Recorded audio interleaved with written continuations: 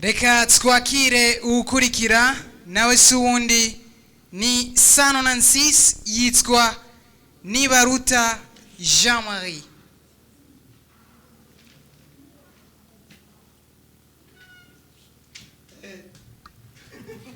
Aha. Nakubari. Wewe wachisiri ko Mr. Yellow. Nokutu mimi naangalia kwanza hizo yellow zinatisha. Wewe ni rapere, urumurapere. Uvuye he? Uvuye mu Rugombo. Rugombo? Ni uva? Ninakwambia. Ni klipe.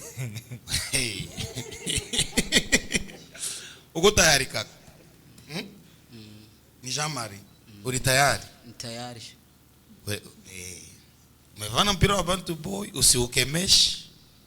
Sivyo? Mutukishize na wa mugabo. Urakunda iryo bara cyane? Sana kuva nkiri muto sana. Kuva nkiri muto? Ufise amahirwe yo kuronga kandi gapira. Uririmbye neza. Manager ari quelque part nga wa Bantu Boy. Wereka abanuze abanyarugombo ko wabaserukiye. Sivyo? Tucane sasa, tucane tuwumvire, dutabure. Nibisanga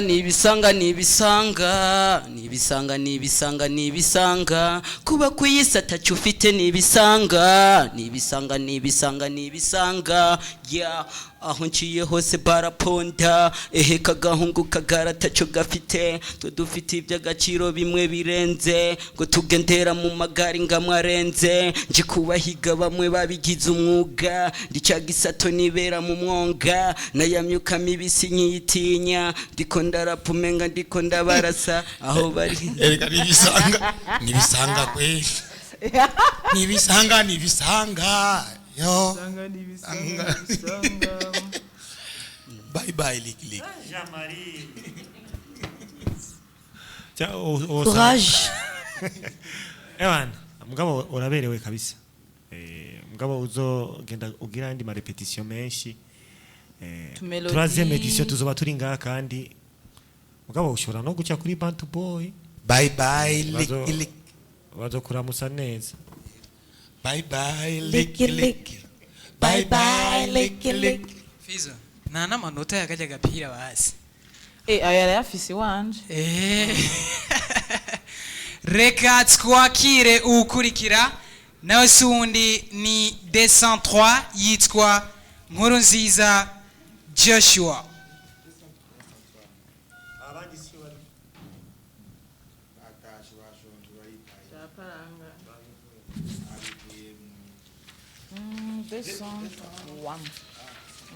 Joshua. Ni sawa? Takomeye. Washobora kwegera mikro? Ego. Wadutegura ibiki none ga Joshua? Ngira mu vyumvi. Uri umu rappeur cyangwa uri? Ari beast. Okay. Tware nbinge rero.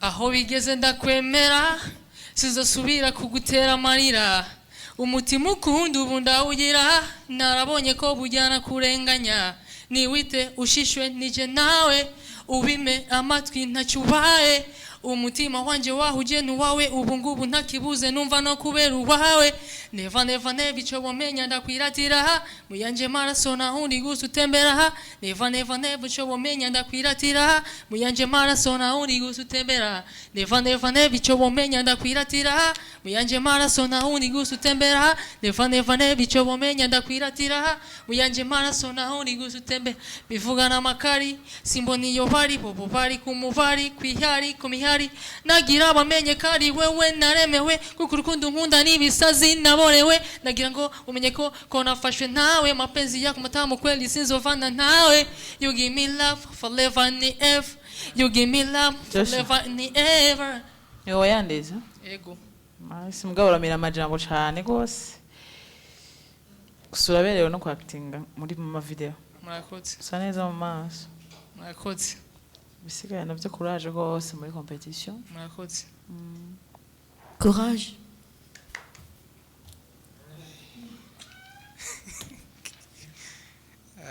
Reka twakire ukurikira nawe suwundi ni 204 yitwa Niyonkuru Abel.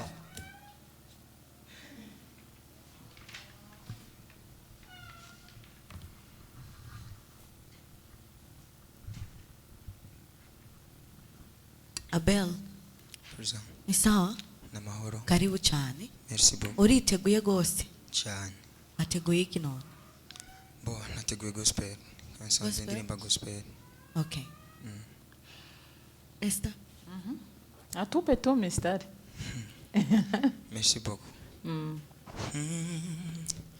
Mucho wisi waje mu mwijima umyukurura amaso bwiza buntera kugutazira byizigiro byo kubaho muco wisi waje mu mwijima umyugurura amaso bwiza buntera kugutazira byizigiro byo kubaho twaje kugushima nje kugutazira nkubwire kurima na yanje uzuye mw'urukundo urabereye wambereye mwiza mukiza. Wow. Eko. Andi unasikiaje? Ya Kiana, uko sawa, uko na sauti nzuri. Merci beaucoup. Na uko na presence kabisa. Uririmba neza. Merci beaucoup. Kandi ijwi ryawe riri present no kuri micro. So kuri jewe reka nk'amanota. Merci beaucoup. Amanota yanjye urayafise. Merci. Courage. Merci beaucoup. Watu wa gospel ni danger. Danger sana. Na mimi ndaanza kujimbia gospel. Nibarikiwe kabisa.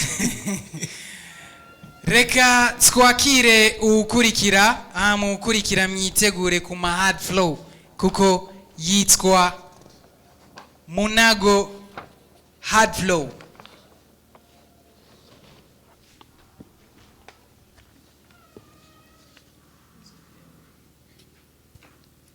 Mr. Munago.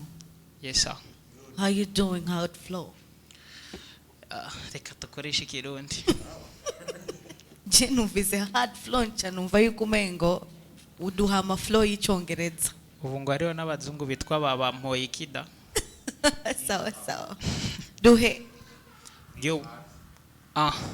Rap niki, rap niyi, rap numuziki kandi n'inkingi, rap nkiyi nikora batindi no mu bakingi mfasha ikirindi. Gira ivyipfuzo bisumba inzozi kwizera kuvyura ingunzo kunasenya umusozi kutizera niyo nkinzo ivega moso zikandi kwizera nikimazi kitagira gahonzi zere hamukore no mu gicugu wemera masa bumutuku ubuzima bumezuku nta kwishinga mu rubugu iteza imbere mu huteza imbere n'igihugu wirengagize bawari kubigiruku kuko batakubwiye kare ngo bigiruku babonye biyangaye bamugyuku bagwiza amajambo kurusha gasuku wa mubambye mu mpande zose nk'intare wamugavye muri byose na hose nk'umusirikare kuratagukwepa korani shaka one day you will be better. Munago ezinduka bukubonye buziruka bwomeko mutere muvuduka uzoruha ariko shimika mugeza haduga hakamanuka buraguruka bukarara nawe simbuka rikata kwijejara haraho mugera mwikorosi bugakata nabi bugatsitara bugasiga agapande uwo musi mwari kuburara vous mangez la viande bwirukeko utibaza uvunitse n'indari bugukande buvudukeko wibaza bugusize jizobuwande wamubambye mu mpande zose nk'intare wamugavye muri byose na hose nk'umusirikare. Munago yaga kijana unachana ego niendereshe oya ufisindi mistari ni myinshi chishako kwanza na 10 seconde tumve. Okay.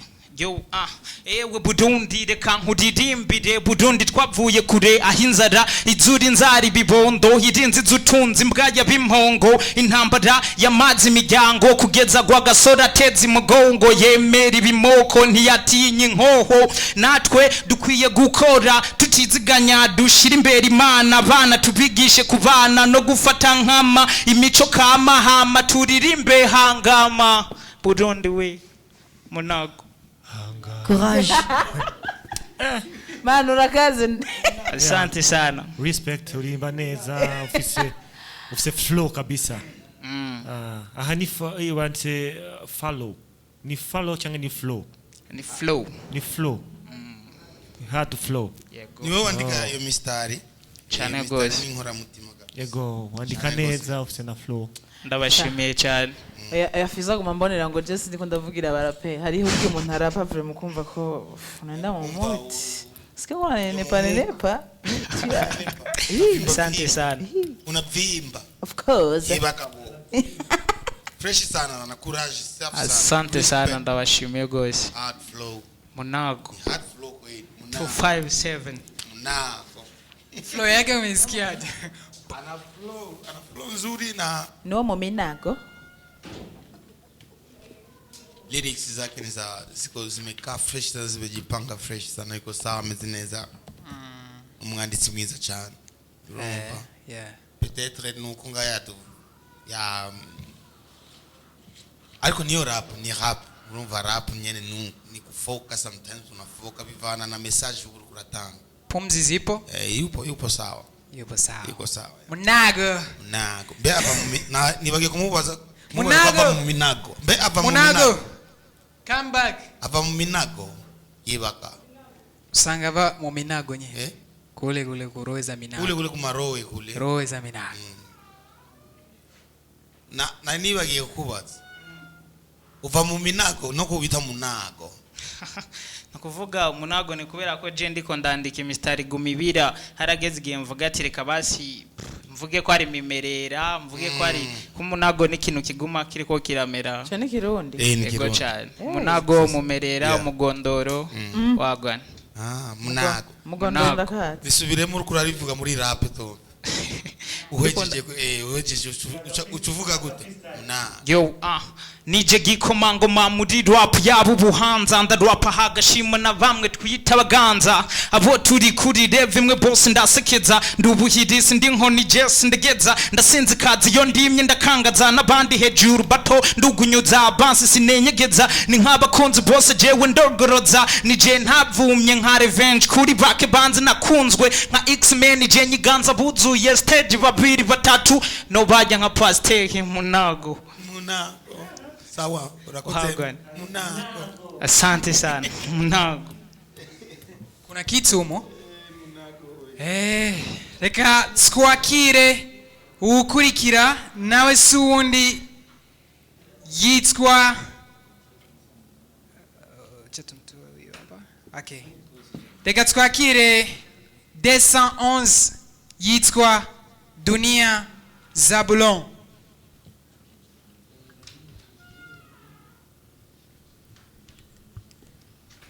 Dunia isi ndio wadutegura ibiga Dunia abateguriye aga hip hop ariko mubishatse nakale bindaza kwikacishako gusa cyambere ndashaka ndabaramutse ya turakuramukije go mahoro murakoze cyane ya gusa reka mpere kukalen bigatoya hanyuma cyenda bagira kuri hip hop akalen Zabulon ya nigiki wo urarapa ya ukagira na R&B byose gusa hari ikiruti kindi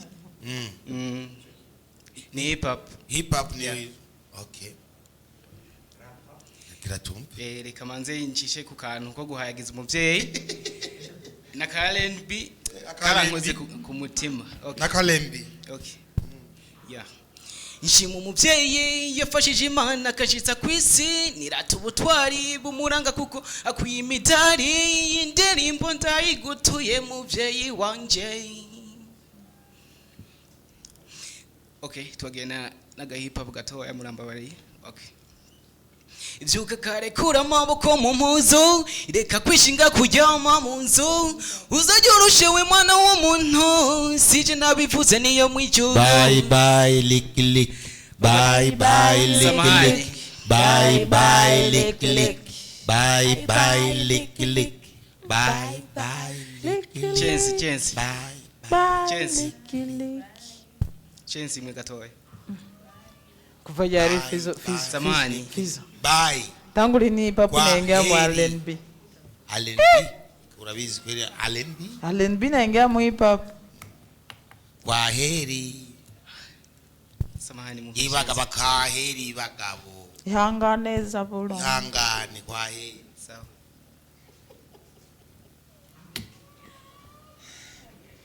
Bye bye lick lick.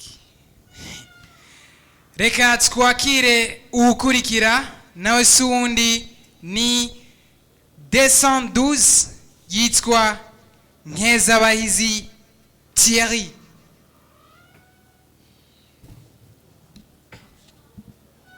Tijo. Uko sawa? Karibu kwanza.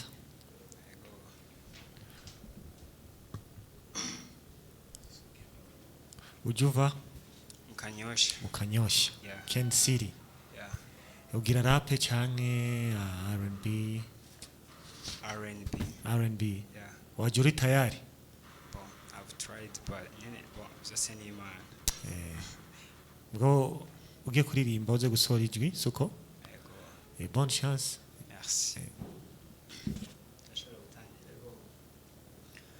Hari igihe bizansaba no gufata keredi ariko oya sinkuburira gahensi I don't know why kunu baby wamfasha amatwi kunu wimanukira nka mudu za kibadaje nubwo twana tose mbona twigize udushadibu kuri nenge nyinshi dore tose n'udusirimu respecting uhawe ni overdose every time ungenera kadoni no wankunze na money now body na kinike yeah Ora nuko za stop zaniga nje murandiredi. Thierry.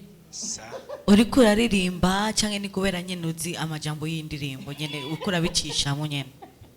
Canke ni kubera uyizi nyene wabonye ko you know shaka nyene bikore nyene tuvyumva.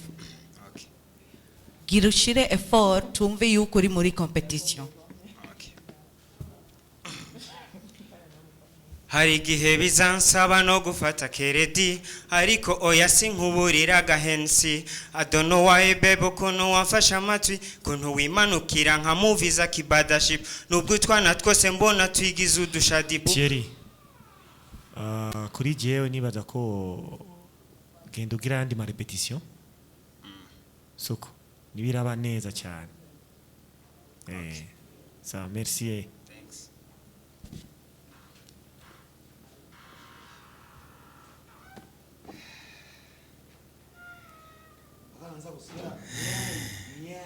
Bye bye lick lick. Reka twakire ukurikira nawe sundi yitwa Munzimana Christophe.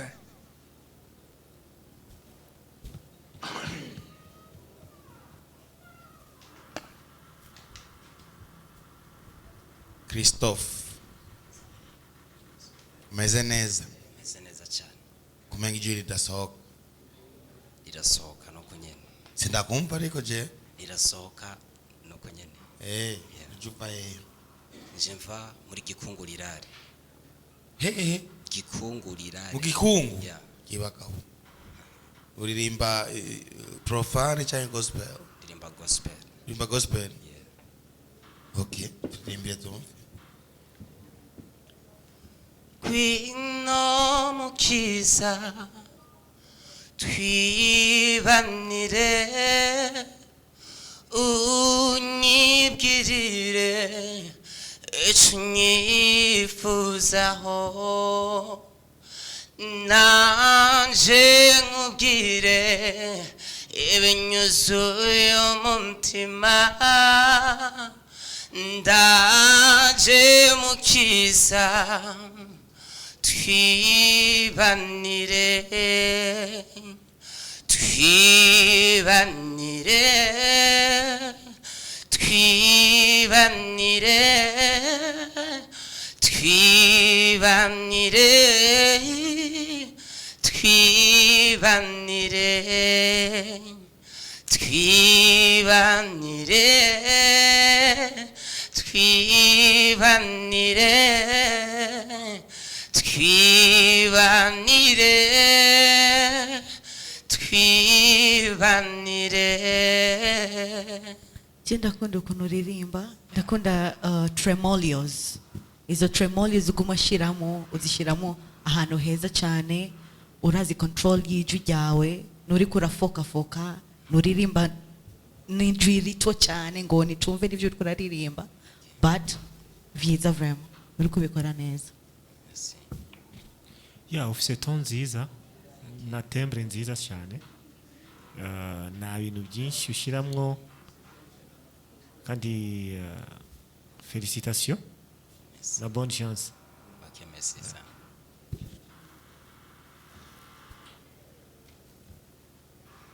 Thank you so much kuri mwebwe mwese muri live right now kuri Isanamu Media.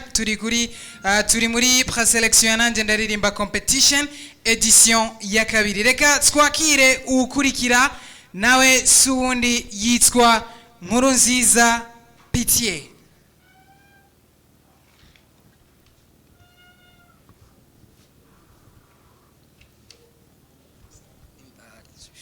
Pitié. Ni sawa? Ego ni sawa. Umeze neza? Ego. Ujuvae? Kumutakura. Kumutakura. Mutakuriano. Mutakuriano, unakuja kupresente Mutakuriano.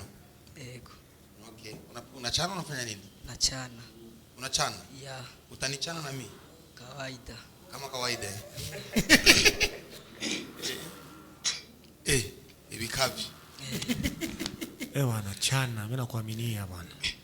Ase bangura bangura bangura sese katoto uno yani bongera kese kamufraze mina pewa nanogewa hata bila pombe kwa haba mina zidi unavyonipa pande zote kamanda sijaelewa panda pose michezo ya kuchanga dose nogesha mami nipe mami zuka za kichura zile za kuruka kana nipa moko ile moja moto nakachapa soko kwenye baridi yeni joto napenda zigzaga pare dawa ikinoga kushoto kulia hapo wani marizaga ukini chafu kwangu na kuswagaga kama ndefu na kukunjaga akanaga uzembe ndani na ghetto kakiwa na baridi mikwake joto njoo uyote kisama tako yake kameni na samoyoni mwake siyo tupake sina spake utake usitake wambea wivu nini kila mtu na wake napokona moyo wangu natulia wabendera miupepo kupepea takuchanga mochako komi bisiri hindo size yako ntakutatari style za kichina baby you so fine natapatapa kama mufamaji we taketi mbali kwenye mtaji we mini wanchikini kisi na garetari kinataka kataki mamba kuraso mabari zunguka kona zote tukutani pare buyu mama tuvunjani hatare honji kigikato changwenda kuherebana na mkwacho go shale na mangondi gene wigiru tujuju yewe ni mishale ntakutoa chini nikuweka juju fata wiriru mudodo kwino gari kata ushikane kure sana mbari inambwe kuyindi tuzogumana forever and ever tukabana iba iti namba tupa ndani na juu utaipenda uwanjani kona zote nitakupa burudani hatuseme ekamanda shukurani merci wewe Zukani watu ya Mutakura kusema kweli uko na vibe lakini wakati utakuwa ukiandika ifo andike vizuri tena sio kuimba tu sio rap lakini maneno haipangiwi inapangiwa uliimba lakini hayakupanga vizuri kwa rap ndio tena courage merci unamsikilizaga sana Kiriku wewe wajua nasikia ni style ya Kiriku so nilibijikutagayemo kubijikutayemo itabidi na yeye nikuwe namsikiza sababu tunafanana style, yani nimejikuta yeye kawaida. Ndugu wangu, kurap sio kupiga fujo. Kurap ni flow. Flow yako iko low. Unaelewa? Flow yako iko low sana. Sio kupiga fujo. Ni vita. Haya. Tunaona baadaye. Sawa. Flow iko low. Inapandaje? No, sio sana hivyo kupanda. Yaani itakuwa high aje? Yaani high ni kuiten ya hana kuifanyia mazoezi yani. Okay. Reka twakire ukurikira nawe sundi yitwa Nsabimana Patience.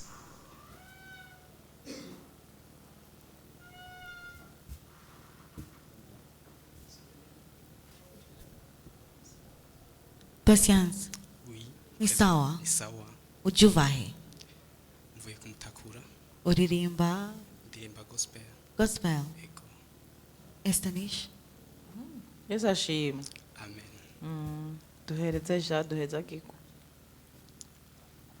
Kuna yule aliyenipenda si kwa ajili ya mali.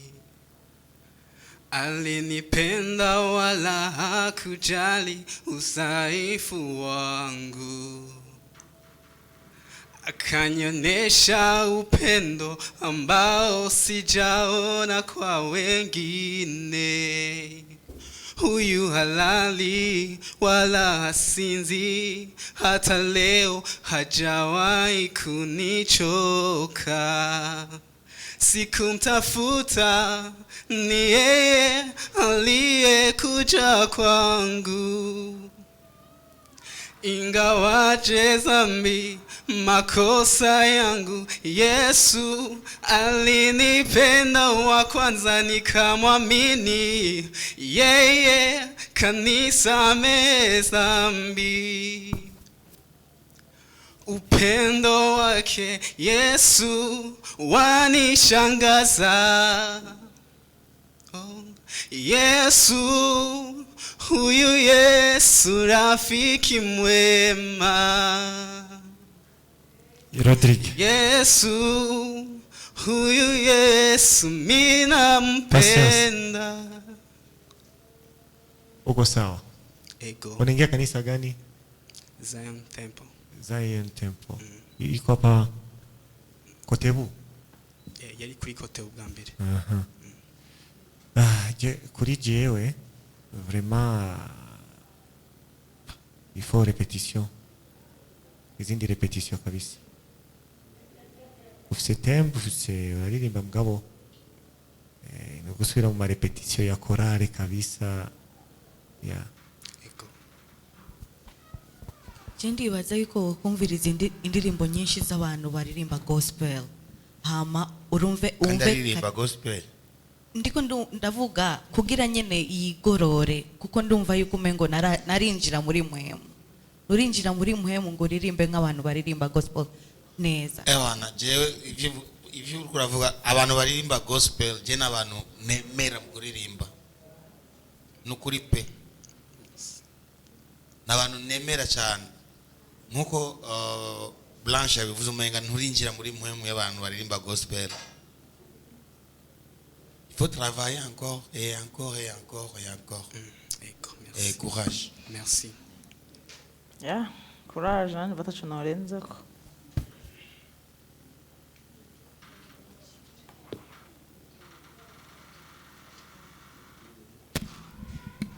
Lina ni yari yagiye muri mwemwe yera neza. Oya mu bisanze ndibaza yuko abo baririmba gospel bose twabumvise. Uyu ni wapi frame? Sorry ariko. Bye. Reka twakire ukurikira hama duce dufata ka break gato kugira ngo abatanga amanota bamenye bagarukane aka energy kugira ngo batange amanota bameze neza. Reka twakire ukurikirana wese wundi yitwa Nsabimana Rodrigue.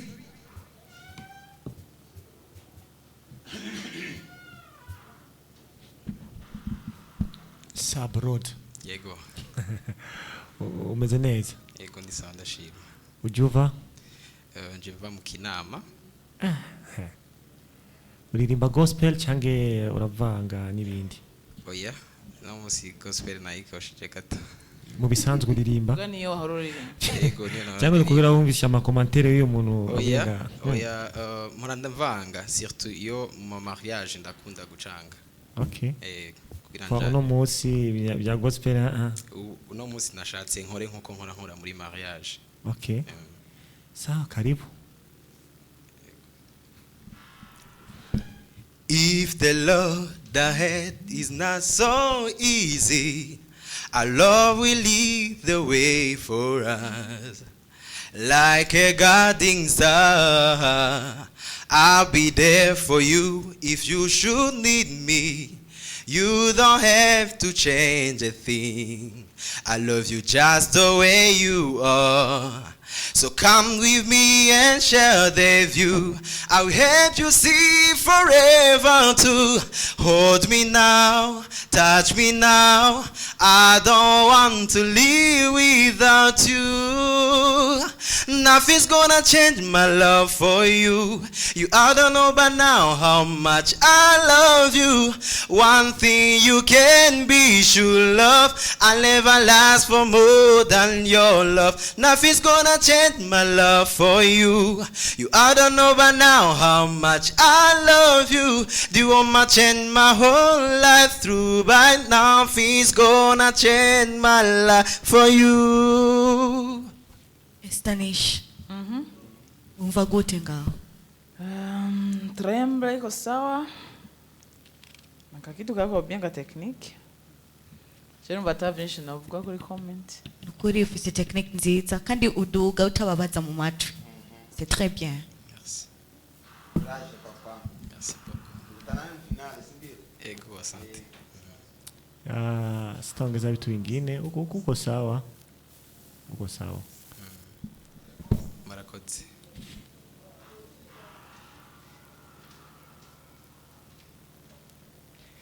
Thank you so much my brother Rodrigue kuri performance.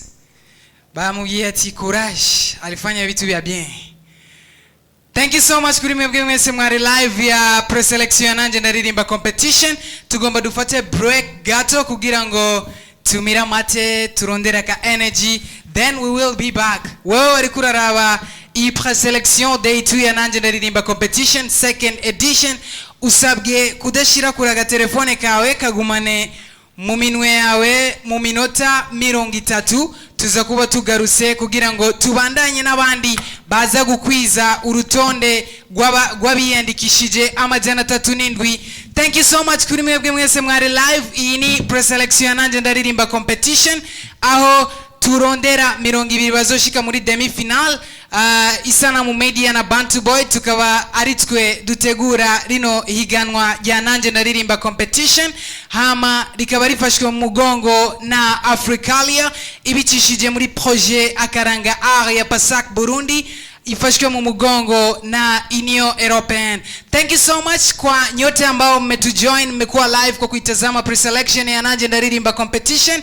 Ni msimu wa pili ambapo tunawatafuta washindi 20 ambao watapita kwenye semi final, na mwisho kabisa tutawatafuta watatu ambao watashinda 2,000,000 na wapili atashinda 1,200,000 na 200,000 na watatu atajishindia 800,000. Asante sana kwa nyote ambao mlikuwa live. Nikukumbushe tu kwamba tunachukua break fupi alafu tutarudi kwa baada ya muda wa dakika 30. Kaa karibu na simu yako, usiweke mbali. Mwambie rafiki yako, waambie wote ambao walikuwa wanatazama hii preselection kwamba tuna dakika 30 pekee za mapumziko kisha tunarudi. Usiweke mbali simu yako. Mimi ni Jibril, tulikuwa kwenye preselection ya nanje ndaririmba competition. Mwakoze cyane kuraba preselection ya nanje ndaririmba competition. Tugiye muri pause gato y'iminota 30. then we will be back. Thank you so much.